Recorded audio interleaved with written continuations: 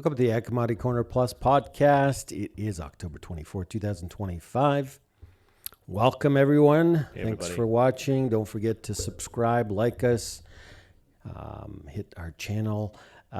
It was a busy week. It was a political market week. Let's get right into it. Let's have a quick look at our market summary chart for the week. And even though we had a lot of headline news and noise, corn was able to hold on to their gains. We had oats recovering from market lows below $3. We had beans were the big gainers, up 22 cents because of, talk over that China trade deal and next week's meeting in South Korea. We'll get into that. Meal also had a big jump, up 13. I'm not convinced, we've talked about this in past podcasts, that is a new change in trend, but we'll have to wait and see. Back to 294. The wheats did recover. It was a nice change of pace for a change. Whether we've put in a bottom or not, we'll have to wait and see. But I think wheat's tagging along for the ride higher in corn. We got live cattle, feeder cattle coming down because of a bunch of headline news. We'll get into that. Broken record. The stocks continue to ride that record. Higher price. We'll get into that.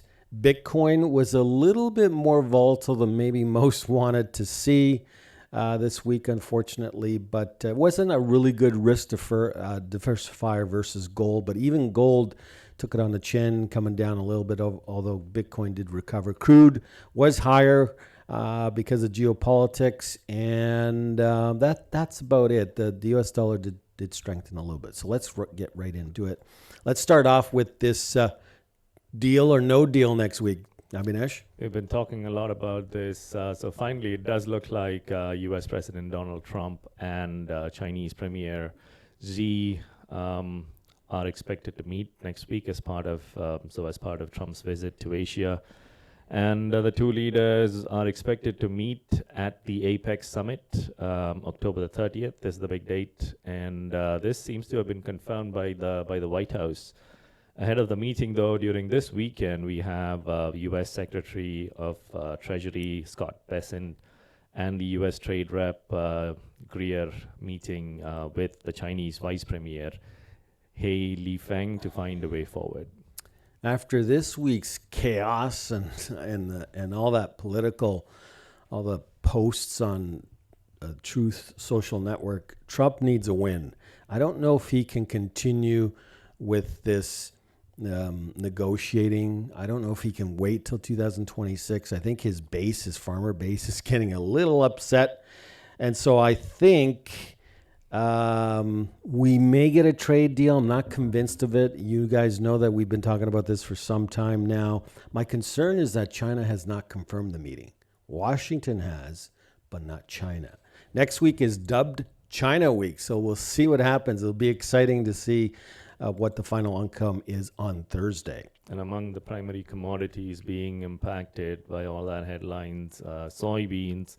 Now, if we do get a trade deal, that would be a win for soybeans, and we can expect 11 to 11.10 in terms of futures for soybeans near term. There have also been rumors that China is buying soybeans from the PNW, and this has gone onto the radar due to the government shutdown. Yeah, there's also rumors about Chinese hedge fund being long soybean futures. Surprise, surprise. I really do honestly think they're buying under the radar here. We can't be for sure. Soybean inspections this week were strong. They're still lacking because of that Chinese buying. But on this chart, this 2025 January soybean daily futures chart, you can see this line down here. That's higher, lower lows. That's over time. So that's positive. We've got a double bottom also, and we've had double bottoms before. So the question is, can we clear this resistance at 1080, maybe get up to about 11.10? If you get some good news, and I don't need a trade deal next week. we could wait till 26, but if I get some goodwill purchases, some soybean purchases ahead of a trade deal in 26, like the first time, that would be a win. And I think the funds would go crazy, and I think they would add to their long positions, and it would give farmers a great opportunity to sell some beans ahead of Thanksgiving weekend. Wouldn't that be nice?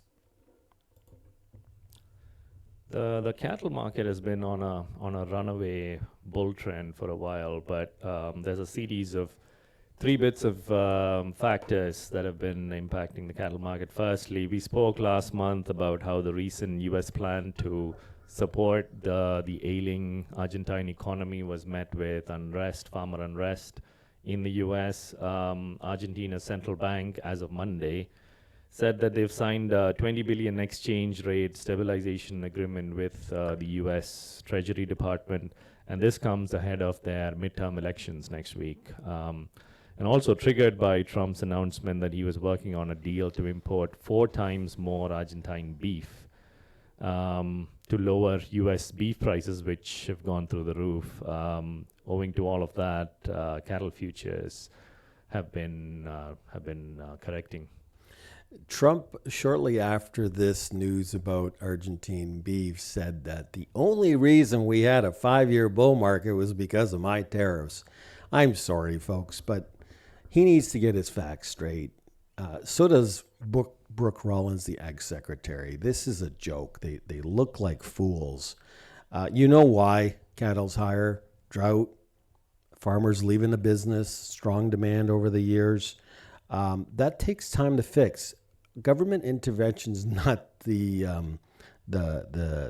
solution. However, they do want to tap into untapped grazing land for young farmers in Western United States. I don't have a problem with that. That's a great idea, but that's still going to take some time. So, there was also news that maybe Trump will meet with Lula in South Korea, but this could add to the pain because he did slap 50% tariffs on Brazil. If we lift those tariffs on those beef exports, that could take a toll. Remember, have you done some damage on the charts? Maybe a little. If Brazil went back to flooding the U.S. market with beef, I would be concerned about that. But I'm not sure that's going to happen. And then, of course, we had news that Mexico wants to visit Trump next week. And you open the border to Mexico, I think, you add all three between Argentina, Brazil, and Mexico, and all of a sudden we maybe have some short-term supplies that could hang over the market. It would be a headwind, but we're nowhere near fixing the whole new world screwworm problem in Mexico. What have they shown to control it? So they can have a chat with Trump and team, but I don't think it gets resolved next week. And then this is the 2025 November feeder cattle daily futures chart. And you can see here that we've broken down. Feeder cattle were down $20 versus live cattle down $7. We've done some damage on the live cattle. Have we done some damage on the feeders? Maybe a little, but I think for a change, maybe that 200-day moving average, remember that mean will come in as support, and then we can bounce off of that. But remember, cash down the road long term will be what will trump everything else. So I think this is some short-term news. So focus on that cash long term. More geopolitics as Trump decided to sanction 2 large Russian oil producers as he remains frustrated with Putin over the war in Ukraine. Crude oil futures had been falling recently due to excess production, or at least the outlook for it. But due to this latest headlines, crude oil futures have surged by 9.3% for the week. Yeah, so you can see that when we've talked about this before, we're a big bear. Let me show you the bear.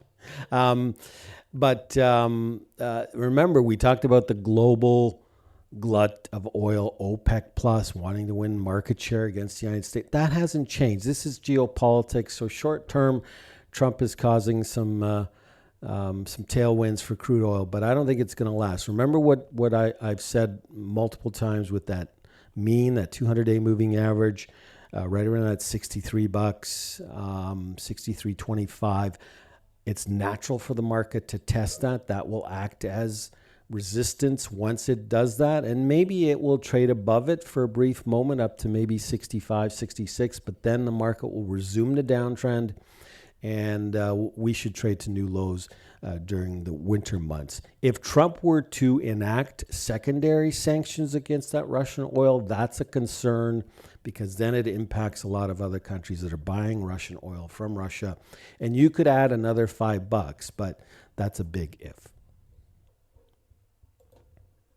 Don't forget to try our program, join the marketing club, use that QR code. We have our app, we have our daily email, and of course, we have this free podcast. This week, we were talking about record high gold prices. The minute we talked about those record highs, I think somebody was reading our report and they decided to take some profits off the table. We felt that it was a little bit parabolic, but if you want to hear what to do with high gold prices, sign up to our program. We're also talking about harvest marketing strategy. A lot of farmers are confused as to what to do as they're done their soybean harvest, getting into that corn harvest. So give the program a try.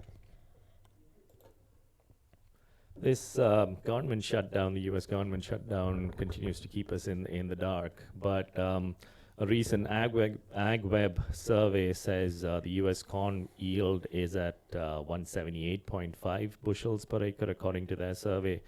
And that represents a drop of 8.2 bushels per acre versus USDA's September crop report, which was at 186.7.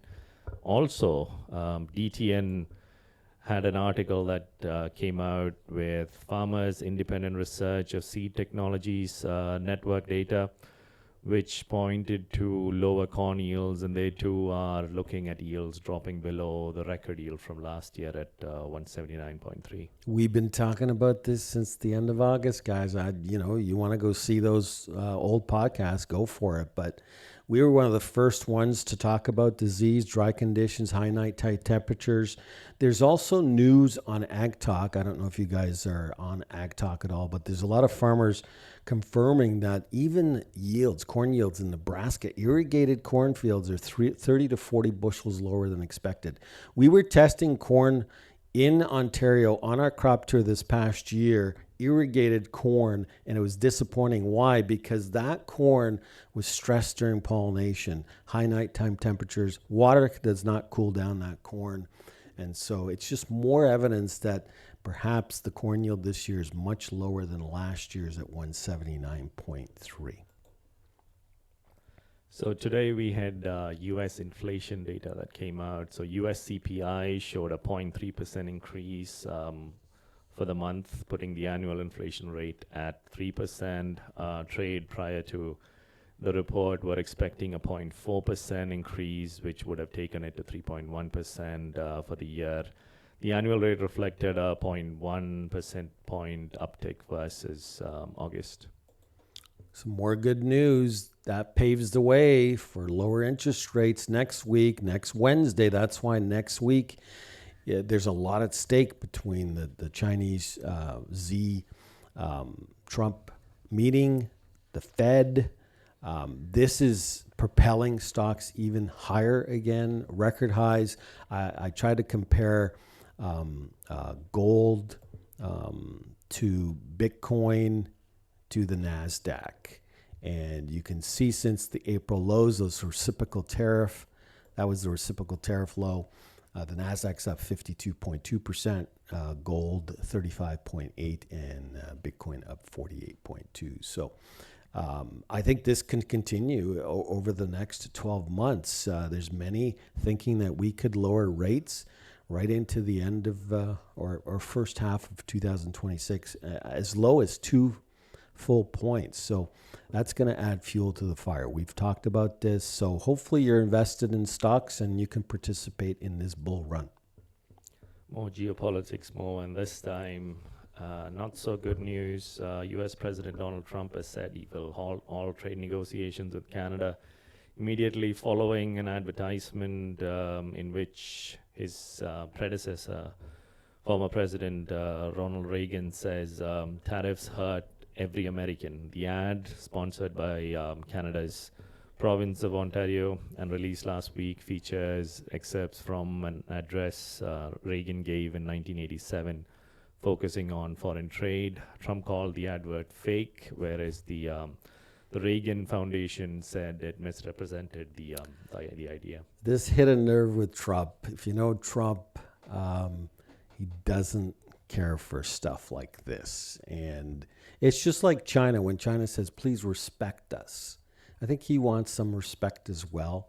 Unfortunately, I think Canada's making a mistake. We have the longest unprotected border, the largest economy in the world at our doorstep, and this is what we do.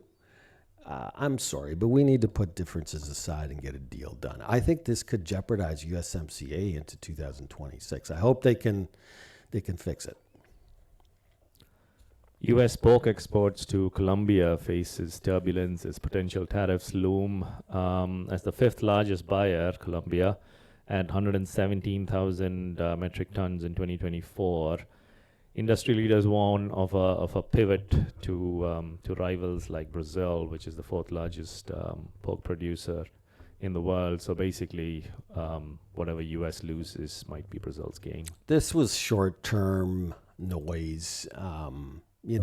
Colombia's not a big buyer of pork, and they do buy some corn, but compared to, say, Mexico, it's still very, very small. So,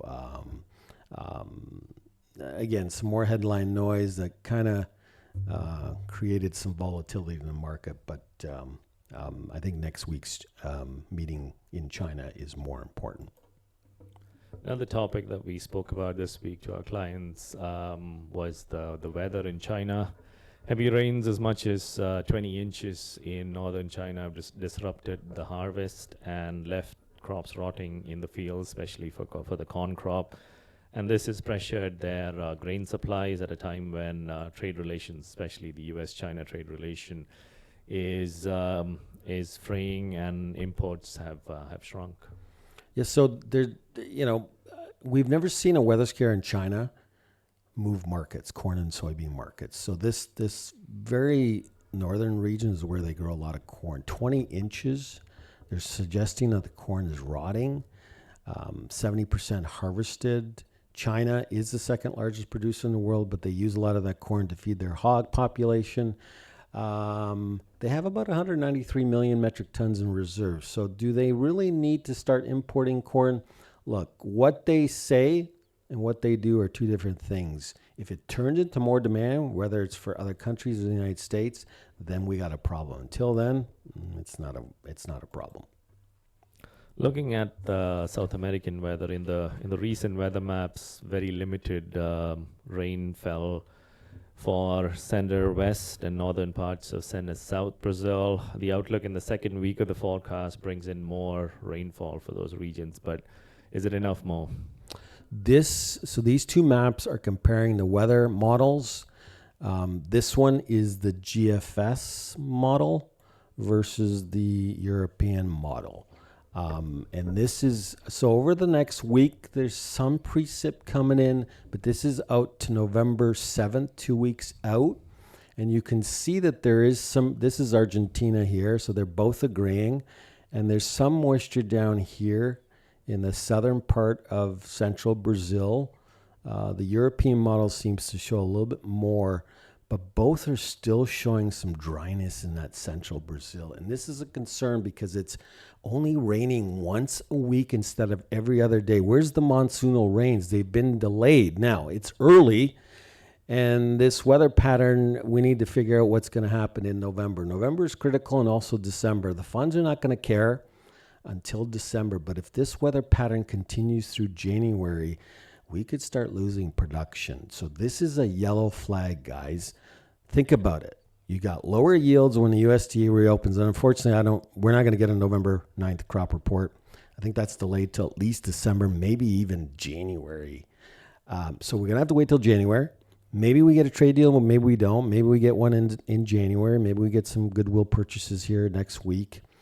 But if you get the third factor, a weather scare in South America, boy, you want to talk about very bullish scenarios. So give yourselves a chance.